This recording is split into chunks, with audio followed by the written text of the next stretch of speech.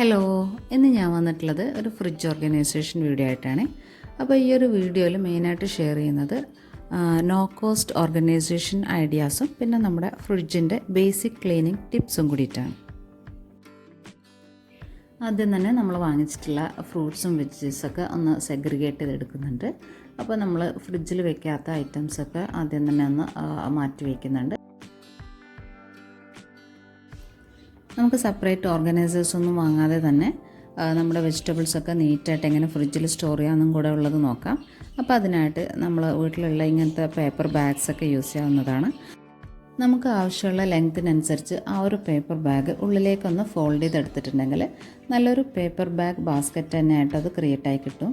അപ്പോൾ ആ ഒരു ബാസ്ക്കറ്റിലേക്ക് നമുക്ക് നമ്മളെ വെജീസൊക്കെ സ്റ്റോർ ചെയ്യാവുന്നതാണ്.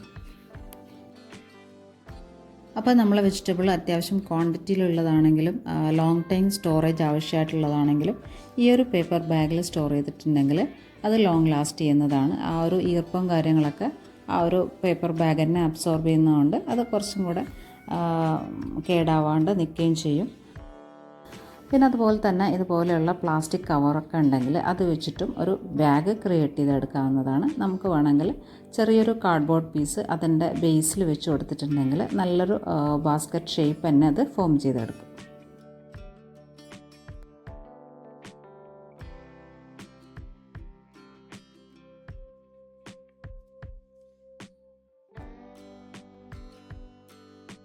പിന്നെ ഇതുപോലെ നമ്മളെ വീട്ടിൽ വരുന്ന പാഴ്സൽ ബാഗ്സൊക്കെ നമ്മൾ വെറുതെ എടുത്ത് കളയാണ് ചെയ്യല്.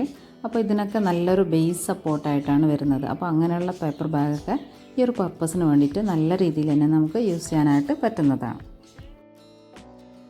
ഇനി നമ്മൾ ചെയ്തെടുത്തിട്ടുള്ള ഈ ഒരു ബാസ്ക്കറ്റിലേക്ക് നമ്മൾ വെജീസൊക്കെ ഒന്ന് സ്റ്റോർ ചെയ്തെടുക്കാം. അപ്പോൾ നമുക്ക് ആവശ്യമുള്ള വലിപ്പത്തിനനുസരിച്ചുള്ള ബാസ്ക്കറ്റിലേക്ക് എത്രയാണ് നമ്മുടെ വെജീസിൻ്റെ ക്വാണ്ടിറ്റി അനുസരിച്ച് നമുക്ക് ഓരോന്നും സ്റ്റോർ ചെയ്തെടുക്കാം. അതുപോലെ തന്നെ നമ്മുടെ പ്ലാസ്റ്റിക് കവർ വെച്ചിട്ടുള്ള ബാസ്ക്കറ്റിൽ ചെറിയ എമൗണ്ടിൽ വരുന്ന വെജീസ് സ്റ്റോർ ചെയ്യുന്നതായിരിക്കും നല്ലത്. ഇനി നമ്മൾ വാങ്ങിച്ചിട്ടുള്ള വെജിറ്റബിൾസ് ഓരോന്നും ചെക്ക് ചെയ്തിട്ട് വേണം എടുത്ത് വെക്കാനായിട്ട്. അപ്പോൾ നമ്മൾ വാങ്ങിച്ചിട്ടുള്ള വെജിറ്റബിൾസിൽ ഏതെങ്കിലും പാർട്ടിൽ ഓവറായിട്ട് വാട്ടർ കണ്ടൻറ്റ് ഉണ്ടെങ്കിൽ അത് പെട്ടെന്ന് കേടാവുന്നതാണ്. അപ്പോൾ അങ്ങനെയുള്ള ഐറ്റംസൊക്കെ നമ്മൾ ആ ഒരു ഭാഗം റിമൂവ് ചെയ്തിട്ട് വേണം വെക്കാനായിട്ട്, അല്ലെങ്കിൽ അത് മൊത്തത്തിലായിട്ട് പെട്ടെന്ന് തന്നെ കേടാവുന്നതാണ്.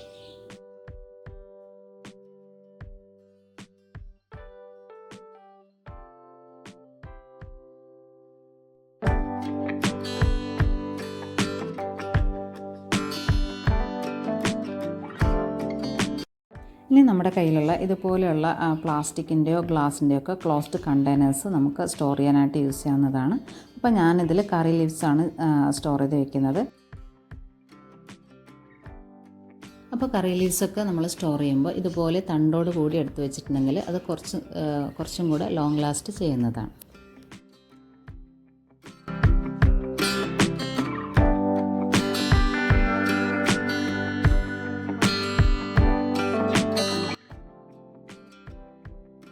അപ്പോൾ നമ്മുടെ എല്ലാ വെജീസും നമ്മളിവിടെ സ്റ്റോർ ചെയ്തെടുത്തിട്ടുണ്ട്.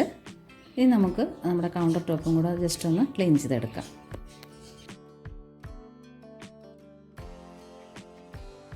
വെജിറ്റബിൾസൊക്കെ സ്റ്റോർ ചെയ്യുന്നതിന് മുമ്പ് നമുക്ക് നമ്മുടെ ഫ്രിഡ്ജ് ഒന്ന് ഡീക്ലട്ടർ ചെയ്ത് ഒന്ന് വൃത്തിയാക്കിയും കൂടെ എടുക്കേണ്ടതുണ്ട്.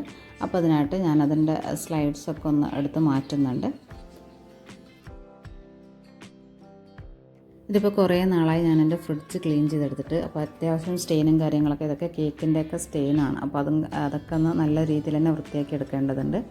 അപ്പോൾ ആദ്യം തന്നെ നമ്മൾ ഫ്രിഡ്ജ് ക്ലീൻ ചെയ്യുമ്പം പവർ ഓഫ് ചെയ്തിട്ട് വേണം ചെയ്യാനായിട്ട്.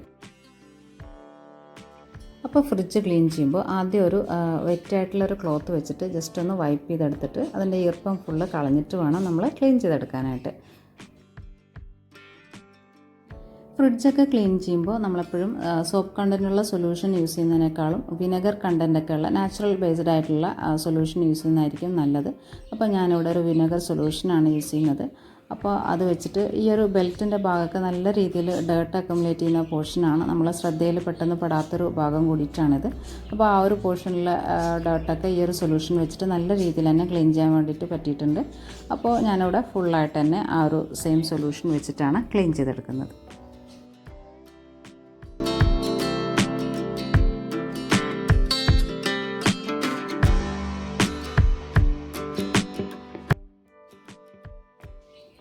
ഇപ്പോൾ നമ്മളിവിടെ എല്ലാ പാർട്സും ക്ലീൻ ചെയ്തെടുത്തിട്ടുണ്ട്. ഇനി നമുക്ക് നമ്മുടെ വെജിറ്റബിൾസും ബാക്കിയുള്ള ഐറ്റംസൊക്കെ ഫ്രിഡ്ജിൽ സ്റ്റോർ ചെയ്തെടുക്കാം.